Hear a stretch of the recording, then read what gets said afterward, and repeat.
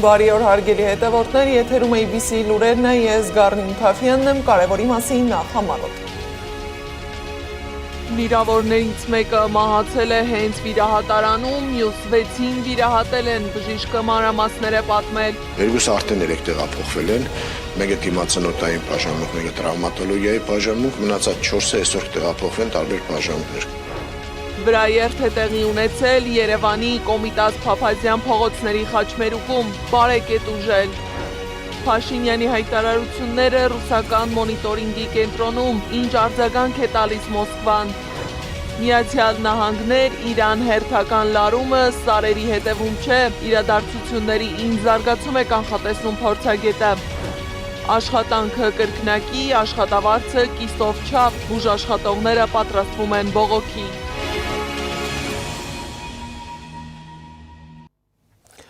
Քիչ առաջ վթար է տեղի ունեցել Կոմիտասի պողոտա Փափազյան խաչմերուկում, վթարի է ենթարկվել ծառայություն իրականացնող Պարեկը։ Ներքին գործերի նախարարությունը հայտնել է, որ Պարեկին տեղափոխել են բժշկական կենտրոն, կյանքին վտանգ չի սպառնում։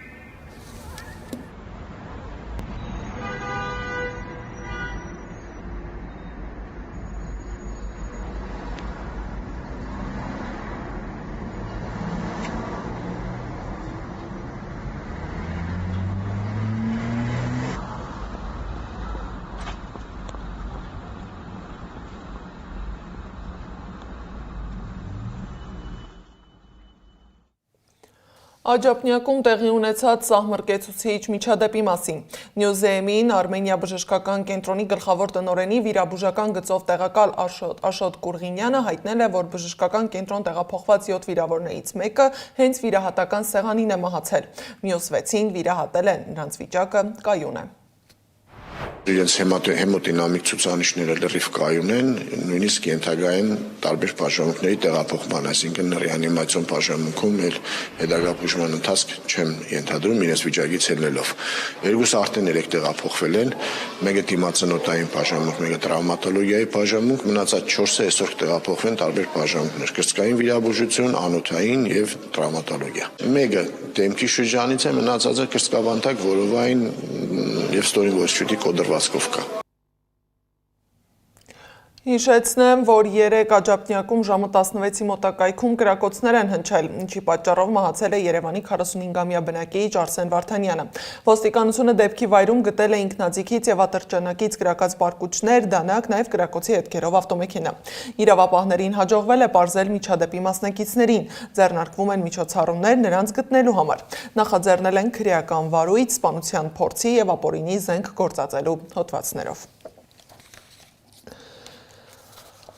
Սոցիալական հարցերի եւ աշխատանքի նախարարությունը հայտնել է, որ Ծափաթաղում սպանված 3 տարեկան Տիգրանի քրոջն ու եղբայրներին վերադարձրել են ընտանիքի մոտ, մոր մոտ։ Գերատեսչությունը վստահեցրել է, որ ընտանիքը լինելու է նախարարության դիտակետում ու հսկողության ներքո։ Հիշեցնեմ, որ Ծափաթաղ գյուղի բնակիչ 2022 թվականին ծնված Տիգրան Հովհաննեսովը կորել էր հոկտեմբերի 27-ին։ Երեխայի դին գտել են նոյեմբերի 2-ին Ծափաթաղ գյուղին հարակից Ջիլ գյուղի ցուցանակից մոտ 60 մետր հեռավորության վրա, Դաշտամիջյան հատվածում։ Երեխային սպանել էր հայրը։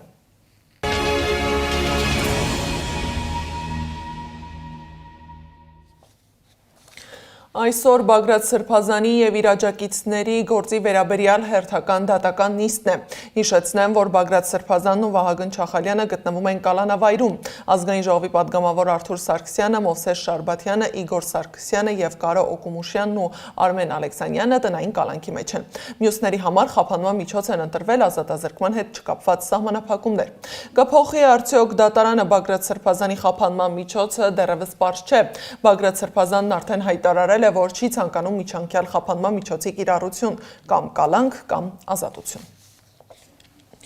Մասյացոտնի թեմը հայտարարություն է տարածել, թեմի նախկին առաջնորդի ուղղորդմամբ սոցհարթակներում քահանաների հասցեին հնչել են զրպարտություններ։ Թեմի 19 քահանաները հայտարարությամբ հերքել են կարգալույց հոգևորական Արման Սարոյանի ասացները։ Ըստ նրանց Մասյացոտնի թեմի առաջնորդի փոփոխությունը պայմանավորված չի եղել քահանաների վրա որևէ ճնշմամբ։ Կանգնած լինելով խղճի եւ պատասխանատվության առջեւ վեհապար Հայրապետին ներկայացրել ենք նախկին առաջնորդի իրական կերպարը, հայտարարել են քահանաները։ Նախկին Գևորգ Սրբազանը մեծ քահանաներից մեղադրում է իբր հանուն օրվա հացի ճշմարտությունը զոհաբերելու համար։ Սա ոչ միայն հերյուրանք է, այլև ծանր վիրավորանք մեր արժանապատվությանը։ Տարիներ շարունակ թեմի առաջնորդի անմիջական պարտականությունն է եղել ապահովել քահանաներից արժանապատիվ վարձատրությունը, ինչը հակառակ բազում խոստումների չի իրագործվել։ Ավելին, քահանաներս հաճախ կեղեքվել ենք, ստիպված լինելով սեփական միջոցներից հոգալ թեմի եկեղեցիների կոմունալ ծախսերը, կազմակերպել դրամահավաքներ կարիքավոր քահանաներին օգնելու եւ միջոցառումներ կազմակերպելու նպատակով, ինչպես նաեւ զբաղվել են գրքերի եւ ապրանքների վաճառքով, թեմի բյուջեն համալրելու պատճառաբանությամբ։ Շատ դեպքերում չվաճառված գրքերի դիմաց պարտավորվել ենք վճարել մենք ինքներս։ Փաստաբան Արա Զոհրաբյանն էլ հայտարարել է, որ Արմավիրի Առաջինատյանի ընդհանուր իրավասության դատարանի նախագահ Հովհաննես Մելքոնյանին, դատավոր Սիմա Աբովյանին եւ դատավոր ու բարձրագույն դատական խորհրդի անդամ Էդգար Հովհաննիսյանին քրեական պատասխանատվության ենթարկելու հարցը մոտ ապագայում դրվելու է սեղանին։ Ըստ փաստաբանի այդ դատավորները շահադիտական, անձնական, այլ շահագրգռվածությունից կամ խմբային շահերից ելնելով ակնհայտ անարդար դատավճիռ են կայացրել։ Այս հոդվածով նախատեսված է 1-ից 4 տարի ազատազրկում։ Այս դատավորներից Հովհաննես Մելքոնյանը եւ Սիմա Աբովյանը երկու տարբեր քաղաքացիների Ստեփան Ասատրյանի եւ Արամայիս Թախմազյանի հայցադիմումները վերադարձնելիս գրեթե նույն տեքստով որոշումներ են կայացրել, ինչը նույնպես ապացույց է, որ այս դատավորները գործում են խմբային շահերով։ Բոլոր 3 դատավորները կոպտորեն խախտել են ինչպես Սահմանադրության, այնպես էլ Հայաստանի Հանրապետության եւ Հայաստանյաց Առաքելական Սուրբ Եկեղեցու հարաբերությունների մասին եւ խղճի ազատության եւ կրոնական կազմակերպությունների մասին օրենքները։ Ըստ այդ նորմերի Հայաստանի Հանրապետությունը ճանաչում է Հայաստանյաց Առաքելական Սուրբ Եկեղեցու ինքնակառավարումն իր նվիրապետության սահմանում, պետությունը չի միջամտում եկեղեցու ներքին կյանքին։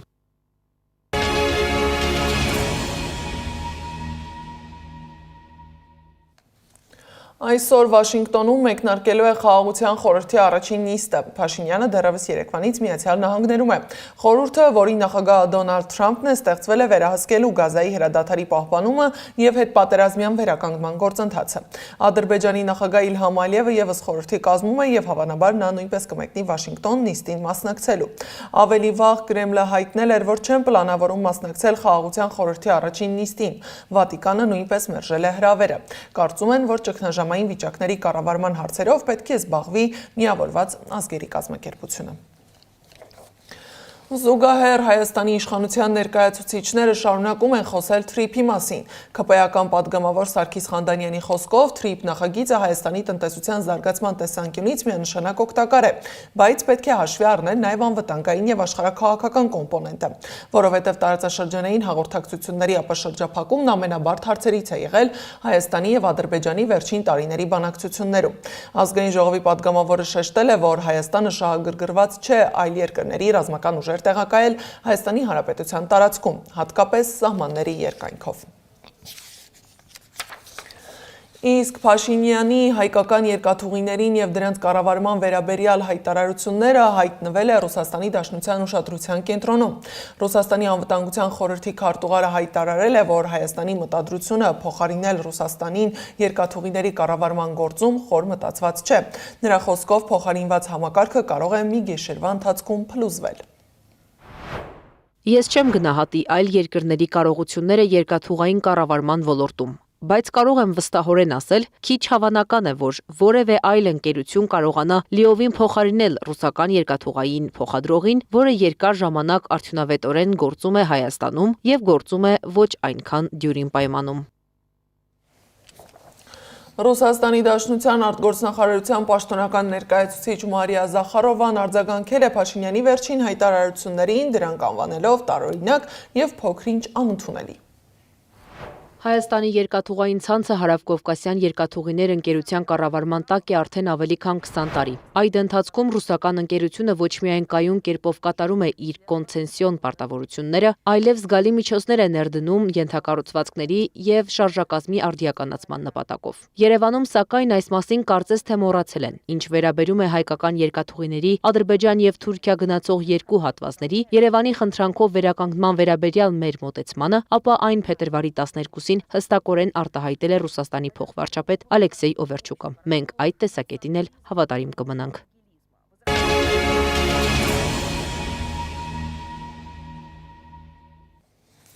Մեծամորի ատոմակայանի ռեզերվային ճգնաժամային կենտրոնը կտեղափոխվի նոր տարածք։ Կառավարության որոշման մեջ նշվում է, որ ռեզերվային ճգնաժամային կենտրոնը սկզբում նախատեսված էր տեղակայել Երևանի Մալաթիա Սեբաստիա Իսակովի պողոտա 50 հասցեում գտնվող արտադրական տարածքի 3-րդ հարկում։ Սակայն անվտանգության պահանջներից ելնելով փոխվեց վայրը եւ որոշվեց այն կառուցել նկուղային հարկում։ Այս տարածքի շուկայական արժեքը 2025-ին գնահատել է 98 միլիոն 23 հազար դրամ։ Ռեզերվային ճգնաժամային կենտրոնի կառուցման համար 2024 թվականի ապրիլի 13-ին պայմանագիր է կնքվել Բիտեկ ՍՊ-ի հետ։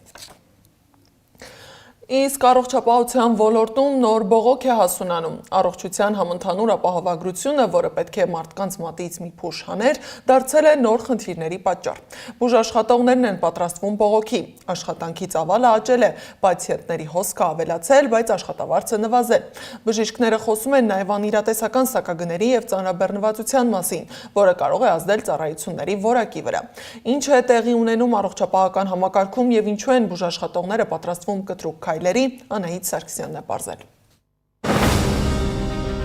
Առողջապահական համակարգում լարվածությունը չի նվազում։ Բուժաշխատողները ահազանգում են, աշխատածավալը կտրուկ աճել է, բայց վարձատրությունը նվազել։ Առողջության համընդհանուր ապահովագրության գործարկումից հետո այս ամիս բժիշկների մեծ մասը ստացել է 2-ից 3 անգամ պակաս աշխատավարձ, որոշ բուժհաստատություններում նաև ուշացումով։ Մասնավոր բժշկական կազմակերպությունում աշխատող բժիշկը տարակուսում է, թե ինչպես են պետական հիմնարկների որոշ նեղ մասնագետներ ընդունելի համարում կրկնապատկված ծանրաբեռնվածություն։ Ի սկզբանե փոխանցվող գումարը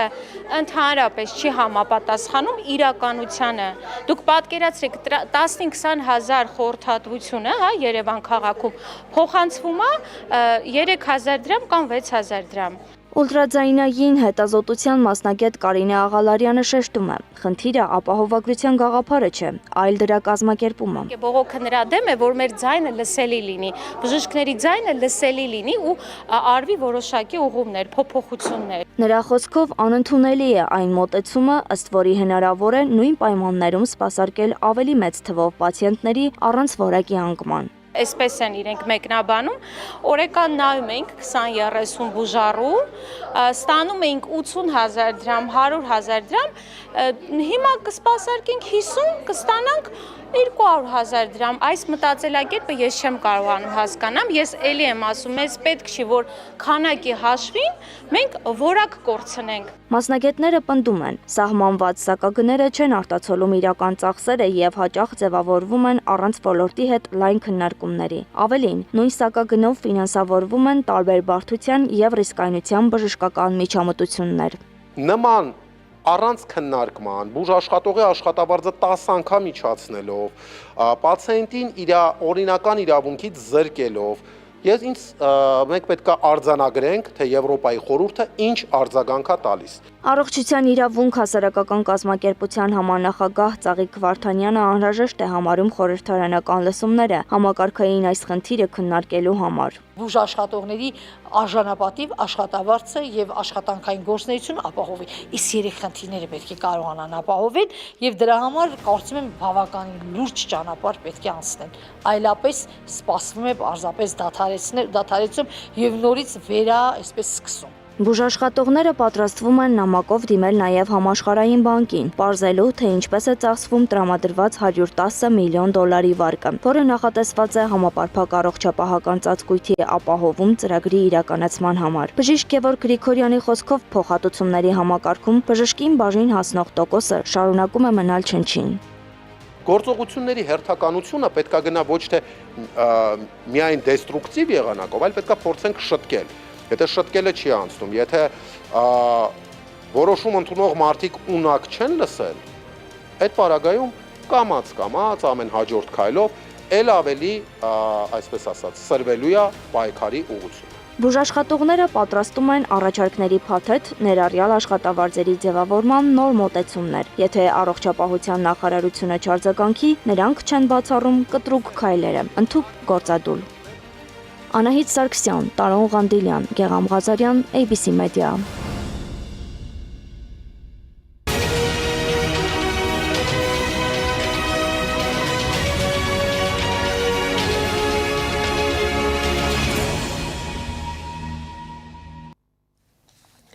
ԱՄՆ-Իրան հերթական լարումը կարծես սարերի հետևում չէ։ Միջազգայնագետ Սուրեն Սարգսյանի կարծիքով շատ մեծ է հավանականությունը, որ առաջիկա օրերին Միացյալ Նահանգները կհարվածի Իրանին։ Նրա խոսքով բանակցությունները կարծես արդյունք չեն տալիս։ Իրանի շուրջ ամերիկյան ռազմական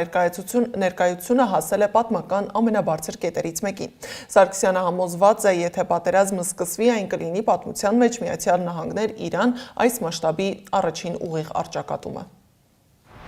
Ինձ համար դեռևս մեկ հարց է բաց մնում. Ամերիկան հարվածելու է միայն ռազմական եւ տնտեսական ենթակառուցվածքներին, թե նպատակն Իրանի քաղաքական ղեկավարության տապալումն է։ Այստեղ իհարկե հարց է առաջանում, թե ինչու Միացյալ Նահանգները բաց թողեց ակտիվ հանրահավաքների ժամանակ Իրանին հարվածելու հնարավորությունը։ Ամենայն հավանականությամբ հաշվարկն այն էր, որ դրանից հետո իրանական իշխանությունն ավելի թուլացած է լինելու, ունենալով ավելի ցածր ներքին ու արտաքին աջակցություն։ CBS News-ը հղում անելով իր աղբյուրներին գրել է, որ Միացյալ Նահանգները զինված ուժերը պատրաստում են հարվածել Իրանին արդեն շաբաթ օրը փետրվարի 21-ին։ Սակայն ԱՄՆ նախագահ Դոնալդ Թրամփը դեռևս վերջնական որոշում չի կայացրել։ Սպիտակ տունը շարունակում է ակտիվորեն քննարկել հնարավոր հարվածը, հաշվի առնելով սրման ռիսկերը եւ քաղաքական ու ռազմական հետևանքները։ Միջազգային լուրերը ռեպորտաժում։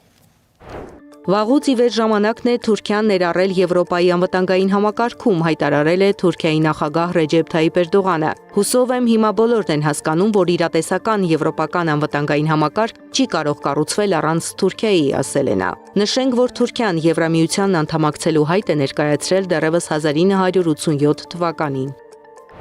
Ֆրանսիայի նախագահ Էմանուել Մակրոնը ՆԱՏՕ-ն համեմատել է ողնաշարավոր գորտի հետ, որի ուղեղը վնասված է, բայց ողն ուղեղն անվնաս է, ինչը թույլ է տալիս նրան ռեֆլեքսորեն արձագանքել գրգիռներին, գրում է L'Express-ը։ Մակրոնն անդրադարձել է ՆԱՏՕ-ի վիճակին Թրամփի նկրտումների ֆոնին։ Ուկրաինան պատժամիջոցներ է սահմանել Բելարուսի նախագահ Ալեքսանդր Լուկաշենկոյի դեմ, հայտարարել է Վլադիմիր Զելենսկին։ Մենք կաշխատենք մեր գործընկերների հետ վստահ լինելու համար, որ սա գլոբալ ազդեցություն կունենա, նշել է նա։ Ըստ նրա Լուկաշենկոն օգնում է Ռուսաստանին խուսափել պատժամիջոցներից եւ մեծացնում է իր դերը հակամարտության սրման եւ երկարաձգման գործում։ Հունգարիայի վարչապետ Վիկտոր Օրբանը հայտարարել է, որ երկրի առջև ծառացած իրական սպառնալիքը ոչ թե Ռուսաստանն է, այլ Եվրամիությունը։ Օրբանը Եվրամիությանը համեմատել է խորհրդային բռնապետական ռեժիմի հետ, որն անցյալ դարում ավելի քան 40 տարի գերիշխել է Հունգարիայում։ Ովքեր սիրում են ազատությունը, պետք է վախենան ոչ թե Ռուսաստանից, այլ Եվրամիությունից, ասել է նա։ Ոչ սնունդ կա, ոչ վառելիք, ոչ զբոսաշրջիկներ։ Միացյալ Նահանգների ճնշման տակ կյանքը Կուբայում կանգ է առել։ Թրամփի վարչակազմը դադարեցրել է նավթի հոսքը դեպի Կուբա, փորձելով ստիպել կոմունիստական կառավարում ունեցող կղզուն իրականացնել նշանակալի քաղաքական ու տնտեսական բարեփոխումներ։ Ֆրանսիայում 36 օր շարունակ անձրև է տեղում, հայտնել է երկրի հիդրոօթերոթաբանական ծառայությունը։ Տեղումները հանգեցրել են ջրհեղեղի մի քանի դեպարտամենտում։ Եվ վերջում Շվեդիան մասնավոր կղզիներ է բաժանում։ Մասնավորապես Visit Sweden կազմակերպությունը սկսում է ձեր շվեդական կղզի նախաձեռնությունը։ Այն 1 տարով 5 մասնավոր կղզի է նվիրաբերում։ Թեև կղզին կլինի ձեր շվեդական կղզին, ինչպես հուշում է արշավի անվանումը, այն չի լինի ձեր սեփականությունը։ Դրա փոխարեն դուք կլինեք կղզու պաշտոնական պահապանը, դա հաստատող փաստաթղթով եւ կունենաք կղզին 1 տարով օգտագործելու իրավունք։ Այդ իրավունքը վաստակելու համար մրցույթ կանցկացվի, որին չեն կարող մասնակցել միայն միլիարդատերերը։ Զարա Սարգսյան, Նոնա Գևորգյան, ABC Media։ Եվ վերջում, Ճապոնիայի Իչիկավա քաղաքի կենդանաբանական այգու 6 ամսական կապիկը եւ նրա փափուկ խաղալիք օրանգուտանն անսպասելիորեն հայտնվել են համացանցային սենսացիաների շարքում։ Փանջ անունով մակակ տեսակի փոքրիկ կապիկը ծնվել է 2025 թվականի հուլիսին, սակայն ծնվելուց կարճ ժամանակ անց մայրը նրանից հրաժարվել է։ Կենդանաբանական այգու աշխատակիցները որոշել են միջամտել, խնամելով եւ կերակրելով նրան։ Քանի որ նորածին կապիկները բնազդաբար կարճում են իրենց մայրերից, կենդանաբանական այգու անձնակազմը նրան տվել է վերմակներ եւ փափուկ խաղալիքներ անհանգստությունը մեղմելու համար։ Բոլոր փափուկ խաղալիքներից նա ընտրել է օրանգուտանին եւ այդ պահից ի վեր նրան բաց չի թողնում։ Այս ժամի համար նախատեսել էինք այսքանը, շարունակեք հետևել մեզ YouTube-ում, Facebook-ում, Telegram-ում, WhatsApp-ում, Instagram-ում ու TikTok-ում կամ այցելեք մեր պաշտոնական կայք www.abcmedia.am։ ABC լուրերի հաջորդ թողարկումը ժամը 15-ին է, եթերում կլինի Սվետլանա Պետրոսյանը։ Մաղթում եմ աշխատանքային օրվա արդյունավետ շարունակություն։